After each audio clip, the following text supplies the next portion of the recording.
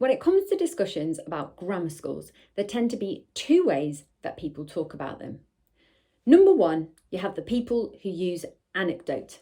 We call this the My Uncle Johnny plan. They talk about Uncle Johnny. Uncle Johnny, many years ago, he was from a working class family, but he got into a grammar school. It was amazing. And from there, he went to some top university, and now he's an accountant or a barrister or some kind of doctor. If it worked for my Uncle Johnny, then it can work for children today. The anecdote people love this kind of inspirational tale, and they don't want to take away grammar schools because they don't want to lose out on future Uncle Johnnies. But the data people don't like the anecdote, and that's because the data people are looking at thousands, hundreds of thousands of data points on children over many, many decades. And what they find is when you look at the children who are attaining well when they are 10 years old and past their 11 plus, the majority of them are going to go on and do really well anyway, even in an ordinary comprehensive. In some cases, there's a marginal benefit, but it's not fantastic. Grammar school kids do well because they were already clever.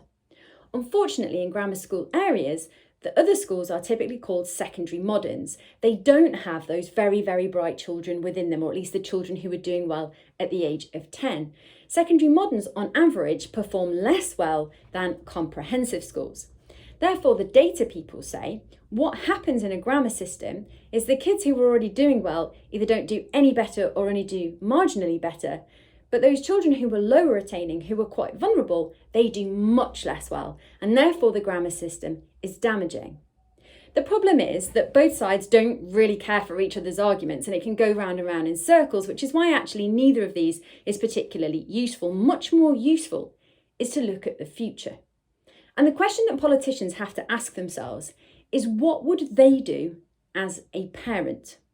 You can either have the comprehensive system as it is, or they can roll a dice. This is a 5-sided dice, and on average, children would have a 1 in 5 chance of going to grammar schools.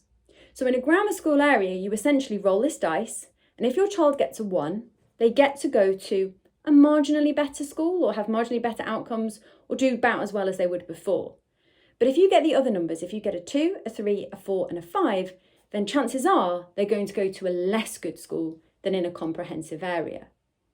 So would you, as a parent, as a politician, roll this dice, or would you stick with the comprehensive system? Now, there are some people I think out there who'll say, I'll take my chances. I don't think the comprehensive system is good enough, and even a 1 in 5 chance is good. But they're forgetting that 2, 3, 4, 5 are worse than the comprehensive system.